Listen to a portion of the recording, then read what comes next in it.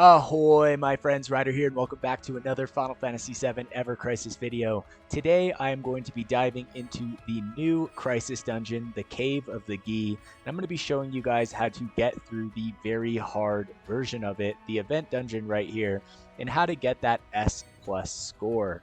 Alright, today I'm going to be doing this without any Arcanums, so even though I have Vincent, I am not running him. I don't think that running him at high OB level is really helpful to anyone, and anyone that actually has him probably just smoked this dungeon anyway. That being said, I am running Sephiroth, Matt, and Lucia. I do think that Sephiroth and Lucia are interchangeable, but Matt, I would say, is primarily the best healer slash buffer for this dungeon. You do not need the high OB level Centipede or the core defender right here, as you guys can see, but he's really going to come in handy with that physical defense buff and the magic defense buff right here. I don't believe that I actually need Vanishing X right here for his summon, so I think I'm actually just going to put him back on Gigantic Shield, despite the fact that it's pretty much overkill with his two weapons. Other than that, let's take a look at the actual bosses here. Alright, so here we have, and I'm going to go through them in the order that I'm going to fight them, but essentially we have the Scorpion Sentinel right here. He's weak to ice and lightning with a resistance to fire. His immunities are, he is not immune to any attack breaks or defense breaks, which is good to know. He does have 2 adds, but I'm just going to focus on taking this guy out as fast as possible. However, as is the case with most of these dungeons, if you have the DPS, always take out the boss first. If you're suffering on DPS, always take out the adds first. That's a pretty good rule of thumb. All right, so after the Scorpion Sentinel, I'm going to take out the Balor King. If the Balor King is giving you guys more trouble than the Scorpion Sentinel, you can do them in reverse order, so you can take this one out first. Since he is kind of a little bastard, he does use water attacks, and we're not going to really spec for water defense here, but more or less he's not so bad as long as you bring some kind of magic defense breaking materia or weapon. In our case, it's going to be double mana breaches. After that, we are going to run up the left side of the map, and at this point in time you can choose to take on either the Catablade boss or the Vajradhara, Tai, and Wu. I'm just going to recommend that you guys take whichever one first that you're weaker against. So for example, I'm running Sephiroth, OB10 Edged Wings, and essentially that means that my ice DPS in my team is stronger than my earth. So I'm going to take out this one first, right, and then go to the Catablade bus last, and then we'll take on the Zatant Ratel. Now, to look at the map and give you guys an idea of how we're going to do this, at the beginning here, each of these red little guys right here are random adds, okay? They run around the map, and you can avoid them. However, it can be a bit tricky to avoid them for certain things, like getting this chest right here can be a bit tricky. So if you are going to get stuck fighting them, I do recommend fighting them before you fought any of the bosses, right? So at the very beginning, I'm going to take out this one right here and this one right here. All right. Then I'm going to grab this chest right there. All right. Then I'm going to circle back around. I'm going to take on this Scorpion Sentinel first, grab this chest back up here. Then we're going to run back through here and dodge this one right here. All right. We're going to come up. We'll take out the Balor King right there. Then I'm going to take out the Vajradhara, Tai, and Wu, then the Catablipus, and then last but not least, the Zatant Ratel right there. All right. Now to quickly go into the actual team build for this, Sephiroth, primary ice DPS. Switch in whatever strongest ice DPS you guys have. And then Lucia is going to be my main earth DPS slash ice imperiler. So I am running the Bald Eagle here for the ice imperil. And I can't slot Vincent for the earth imperil, but honestly, it's not going to be a problem. I do have a Quakera on Sephiroth right here for extra earth damage if needed, though honestly he's doing pretty good damage with ice overall. Now to quickly just go through their builds, Sephiroth is running the Kuja's attire, Shiva at level 8, Edged Wings OB10, and the ANY here for the magic attack up. For his materia, I'm going to show you guys, you need Circle and X for this Crisis Dungeon.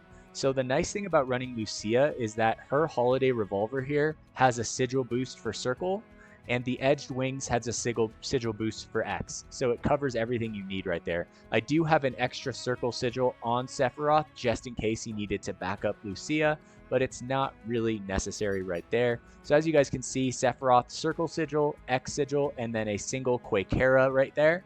On Matt, I'm running his Gear Voucher costume, Gigantic Shield level 10, Centipede, and Core Defender, which I highly recommend slotting both regardless of OB level. For Matt, this is just a healing stat stick right here. We do have a Mana Breach right here for lowering the Valor King's magic defense. And then I also just have a Quakera right here. Although I believe I'm going to switch this to a Cura just so that I have that single target cure stocked and ready to go. All right, so we're going to switch that back out. All right, now to jump over to Lucia here, she is running the old school Vivi's garb, HP, and magic defense right there, but just run whatever you guys can. I do have her new limit break right here, cheering shots for the physical and magic attack up to all allies. I'm running the Holiday Revolver here, OB4 level 90, and then of course the Bald Eagle for the Ice Imperil. We have a Mana Breach right here, which is also a stat stick for magic attack. I have a Blizzara right here as well, and then the Circle Sigil right there in the third slot. Now to jump into their back-end builds, guys, Sephiroth over here sitting at 142k power. Now just to let you guys know, he is super strong, but if you look at my sub-weapons, I'm not running any, like both of these are event weapons right here, and then this is just an OB7 Mithril type O Katana. So it's not, you don't need OB10 Edged Wings or even the Arcanum. As you guys can see, I'm not running any Arcanums in this setup right here. In order to take down this dungeon, it's not too terrible. So yeah, Sephiroth sitting 142k power, 12.7k HP. He's got 3.9k magic attack, 105 physical defense, and 114 magic defense. For his R abilities, we've got HP at 5, magic attack 7, ice potency 7. We've got some boost magic ability potency at 3 as well. And for the sub-weapons, I am running the Amethyst Collar, magic attack, ice potency. I am running the Hellhouse Rod, magic attack, ice potency. And then last but not least, the Mithril type O Katana for HP and magic ability potency right there. Now to jump over to Matt Winsard, power is 87k, 11k HP. He's got 118 physical defense, 119 magic defense, and 3.2k healing. I think you just want to shoot for like 2.2 to 2.5 healing. Now to look at his R abilities, we've got HP at level 3, we've got healing all the way up to 10, and then buff debuff extension is a really solid one. So that's kind of how I built him if you look at his back end weapons. So I have guard stick right here, then I have the silver collar for healing, buff debuff extension, and then I have the 4-point shuriken for HP and buff debuff extension. Now, last but not least, we have Lucia Lin. I wish she got more love in the game, and I wish that I had the extra resources to pull her when she does get that love. But she's sitting at 106k power, 13.1k HP, 3.8k magic attack, 115 physical defense, and a whopping 155 magic defense right there. Her R abilities are going to be HP at 6, magic attack at 6. She's also got some magic defense at 2, ice potency at 3, earth potency at 5, and magic ability potency at level 4 right there. Her sub weapons are going to include Red 13's leather collar for the HP earth potency right there. We also have the electro cannon at OB7, magic attack, magic ability potency, and last but not least, the power soul for HP and magic ability potency. So nothing crazy on the sub-weapons in this build, no Arcanums. That being said, I'm just going to get into the dungeon. We're going to run through it, and hopefully it helps you guys get the overall clear for this Crisis Dungeon. And I think that this one allotted me my last copy that I needed for the Buster Sword to hit OB10. So that's actually pretty exciting. All right, so let's see here. First thing, you're going to grab that Mega Elixir. I'm going to fight this guy right here. Like I said, we're going to take out 2 of the random encounters before we fight any of the bosses, just to make sure that they're easier. All right, so let's go. Okay, so these guys are weak to Earth. All right, so I'm going to switch over. I'll put this on a little bit faster right there. And we're just going to basically plow through these guys as quickly as possible. Alright, here we go. I'm not going to really worry about taking out their magic defense right there. I'm just going to try and kill them as fast as I can. They will fatigue you, but since I'm running double magic attackers, it's not going to be a big problem. Alright, here we go. And as you guys can see, I'm just using recovery circle without actually blocking. I should have blocked that though. Let's be real. Alright, so let's see here. We'll get a little bit of a heal. But I find that it's oftentimes easier on easier battles to not be switching between the stances, as long as you don't forget to change on the actual big attacks. Alright, so that's going to be the first set of encounters right there. Definitely a tougher one, but I think the next one is not as bad as that one. Alright, so we're going to avoid that guy to the right. Alright, come up here, grab this blue chest if you guys haven't gotten it. If you have gotten it, you can kind of skip this part right here. Alright, I'm just showing you guys for what you need to do if this is your basically your first run on this. Alright, so here's the second set of guys right here. And we're just going to basically do the exact same thing we just did. Take these guys out as fast as possible. Alright, here we go.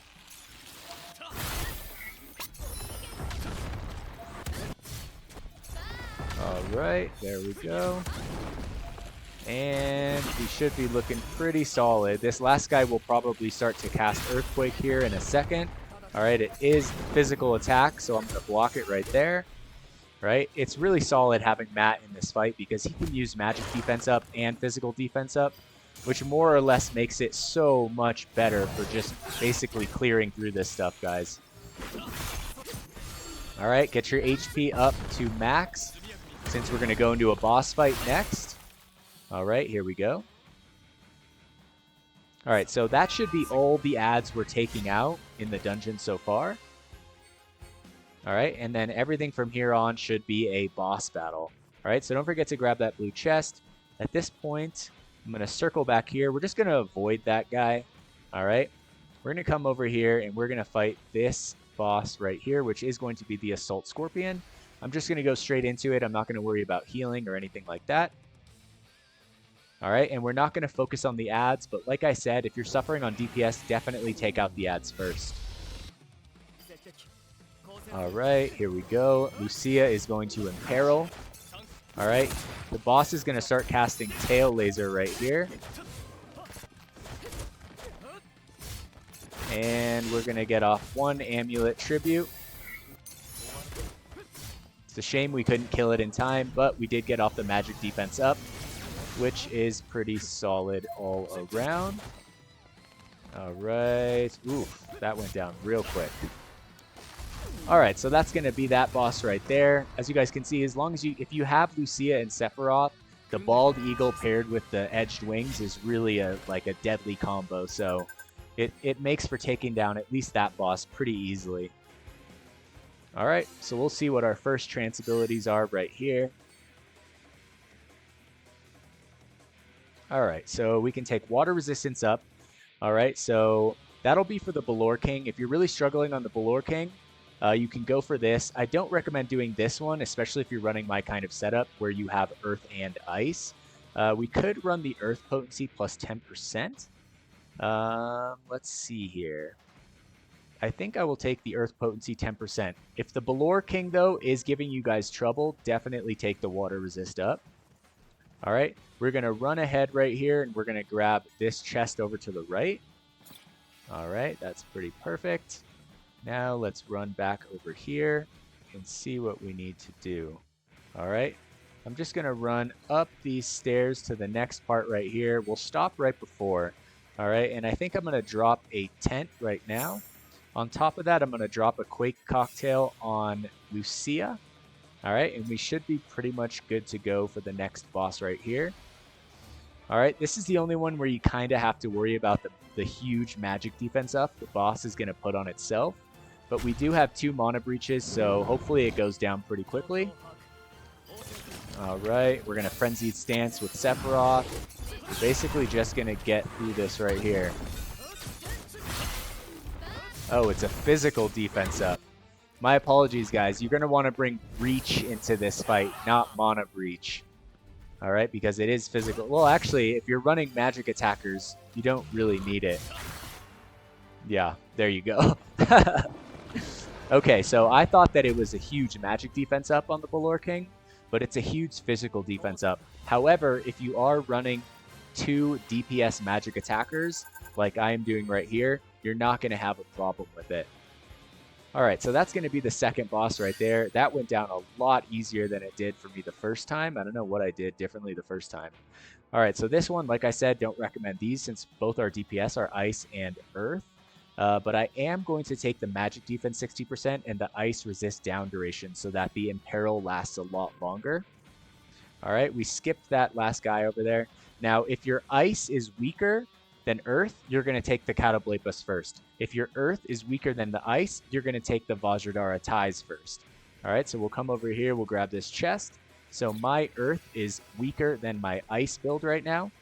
So we're going to come over here, take out the Vajradhara ties. I'm not going to actually heal. I am just going to use a Quake Cocktail on Lucia right there. And we're just going to go straight into the fight right here. All right. As you guys can see, you do not need Vincent at all in any way, shape, or form in this dungeon. It can be done perfectly well without him. All right. So let's go into this. We'll target this guy on the right over there. Sephiroth will Frenzied Stance. And we're just going to do as much damage as we can. All right, there we go. Almost took down the ones on the right. I'm going to switch to Matt, and we are going to get off a heal right there. I'm going to slow this down a bit for you guys. All right, here we go. Basically just going to be spamming Quakeras and Lucia's attack. When you go into this sigil phase, if you don't have the DPS, you can definitely break it with Sephiroth. If you do have the DPS, though, it's a lot easier to just take it down. So just like that, honestly, not too tricky at all, even with Lucia only having an OB4 weapon and no Earth Arcanum at all. All right, so 61k, pretty solid on the score. After that, we just have the Catoblepas last, and then we're going to have the main boss. All right, so let's look at this. Here we have magic attack up 10%, magic defense 40%, magic defense down resist 100%. I am going to take the ice potency, right? The lightning resist is from the last boss right there, the Zatant Retel. So if he's really giving you trouble on the damage, you're not going to want to take this. I'm going to take it just so that Sephiroth does a ton more damage against that fight. All right. Now we're going to run up here to the Catoblepas, and let's check. We're at 26, 32, 21. All right, so we could drop a heal right here. I think that I will probably just, let's see here. I think I'm just going to leave my characters where they are. I am going to drop a Blizzard Cocktail on Sephiroth, though. All right, and let's just get straight into this fight right here. Matt is going to have to heal right at the beginning of the fight just to make sure that we're ready for the first flare. But with the Ice Imperil from Lucia and Sephiroth's Edge Wings, I can't see this battle taking too long. All right, let's go. All right, so here we have the Diving Burst. Sephiroth is going to use that. We're going to get off a full heal right here. All right, I didn't get off the Amulet Tribute right there, so hopefully it does work right here. Okay, yeah, so that did barely anything. And I can actually use all of my abilities right here because we're going to Mega Elixir going into the last fight, which is going to give us back all of our limits. All right, so make sure you use Shiva with the Imperil, guys. All right, here we go.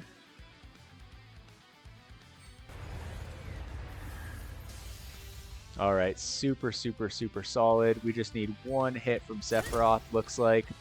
I'll re-up the Imperil, and Matt will get off one heal.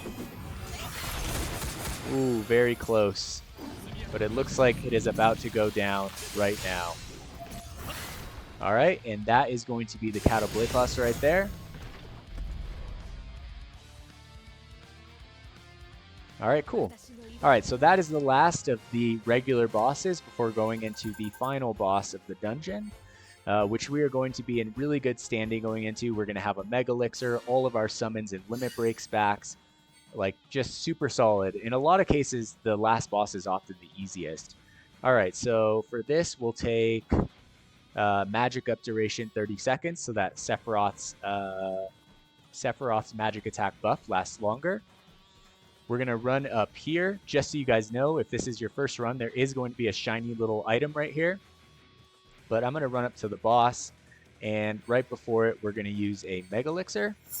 I'm going to use a Ice Cocktail on Sephiroth and a Quake Cocktail on Lucia, and then we're just going to get straight into it, guys. We're like fully buffed going into like the raid boss right here, and it is going to go down. All right, so here it comes, the Taunt Patel. I was really hoping that they were going to put like the boss that casted Dread at the end of this Crisis dungeon in this. All right, let's have Sephiroth use Frenzied Stance, Rock Blast, and we're just going to start laying on the damage right here.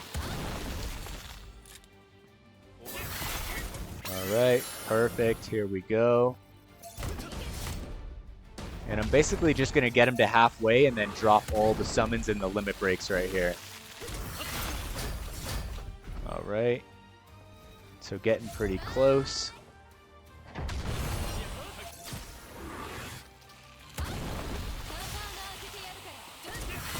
Okay, pretty damn close right here. I'll get off one more hit with Lucia.